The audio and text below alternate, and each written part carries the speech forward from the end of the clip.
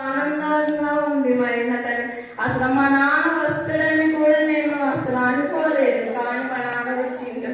మా నాన్న వచ్చినాక మా అమ్మ కూడా వచ్చింది.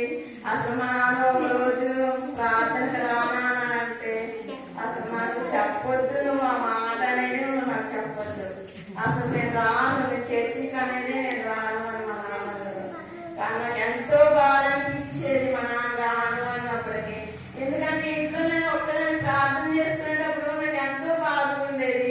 ఎందుకంటే ఎటు చూసినా ఇల్లే ఉండేటోళ్ళు, వీళ్ళు ఒక ఏదో ఒక పేరు అంటే ఏదో ఒక వాళ్ళు కొలుసుకునే దేవుడి పేరు ఊక అనుకునేటోళ్ళు. కానీ నేను ఊక ఏసయ్య అనేదాన్ని. కానీ పాటలు పాడేటప్పుడు కూడా ఊక గోళ అనేటోళ్ళు వీళ్ళు. అట్లాంటిది ఇప్పుడు నాతో పాటు మా అమ్మ మా నాన్న కూడా పాటలు పాడుతున్నారు. మా అమ్మ మా నాన్న కూడా మోకాల్సి ప్రార్థన చేస్తారు.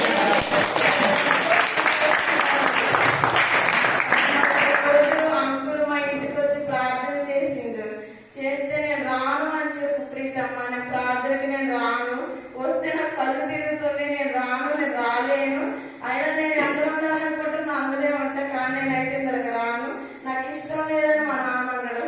కానీ ఒక రోజు మరి మా నాన్నకి ఏమైందో నాకు తెలియదు. కానీ మా నాన్న నాకు చెప్పకుండా నైట్ శనివారం నైట్ ప్రార్థనకు వచ్చిండు.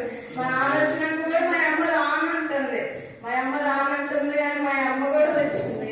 కానీ ఇంకోటి ఏంటంటే దేవుడు గొప్ప కార్యం చేసింది. మా నాన్నకు మంచి కాలు చేయి మంచిగా ఇచ్చింది, పక్షవాతం అనేది తీసివేసింది. ఉంది కొంచెం ఉంది, కానీ పనికి వెళ్తుంది. మా నాన్న మాకు ఇంట్లో ఎంతో ఇబ్బంది ఉండేది, కానీ మా నాన్న పనికి వెళ్ళడం వల్ల మేము ఎంతో మంచిగా ఉంటున్నాం. ఇదంతా మాకు దేవుడే ఇచ్చింది, దేవుడు చేసింది. ఇదంతా మాకు దేవుడే గొప్ప కార్యం చేసిందని మేము అనుకుంటున్నాం. కానీ ఎవరైనా సరే కుటుంబంలో ఒక్కరు దేవుడి దగ్గర నడిస్తే అందరూ నడుస్తారని నాకు అర్థమైంది. కానీ దేవుడే మాకు తోడుగా ఉన్నాడు. కానీ ఒక్క విషయంలో మాకు చాలా బాధగా ఉంది. మేము ముగ్గురం వస్తున్నాం, కానీ మా అన్నయ్య ఒక్కరు రాలేకపోతున్నాడు. ఏదన్నంటే నాకు చెప్పకు అని అంటాడు. కానీ మా కుటుంబం కోసం అందరూ ప్రార్థన చేయండి. నా తల్లిదండ్రులు రక్షణ తీసుకోబోతున్నారు, అందరూ ప్రార్థన చేయండి. నా కుటుంబం గురించి అందరూ ప్రార్థన చేయండి. మా అన్నయ్య కూడా దేవుడి గురించి తెలుసుకోవాలని నేను ఎంతో ఆశపడుతున్నా. దేవుడు మాకు ఎంతో అనారోగ్యంతో ఉన్నప్పుడు మేము ఎంతో బాధపడ్డాం. కానీ దేవుడే మీరు చేసిందని మేము అనుకుంటున్నాం. దేవుడు మాకు ఎంతో సహాయం చేసింది, అసలు మేము మర్చిపోలేము. అసలు మా కుటుంబం ఇప్పుడు ఎంతో నిమ్మలంగా ఉంది, ఎంతో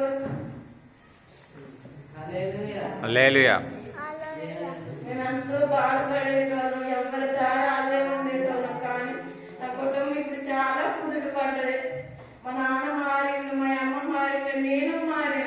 అందరూ దేవుడి గురించి తెలుసుకున్నాం, కానీ ఒక్కరు తెలుసుకోలేకపోతున్నారు. మా అన్నయ్య గురించి అందరూ ప్రార్థించండి. నా తల్లిదండ్రులు రక్షణ తీసుకోబోతున్నారు, నాకు ఎంతో సంతోషంగా ఉంది. అది ఇంకా దేవుడి భక్తుల ముందుకు సాగాలని నేను ఎంతో కోరుకుంటున్నా. మీరు అంతా జరిగింది అంటే దేవుడే. మాతో ఎప్పుడు దేవుడు ఉంటుందని నేను నమ్ముతున్నాను. మేము ఎప్పుడు దేవుడు విడిచిపెట్టాను, దేవుడు ఎప్పుడు మమ్మల్ని విడిచిపెట్టాలని నేను నమ్ముతున్నాను. దేవుడు దీవించండి.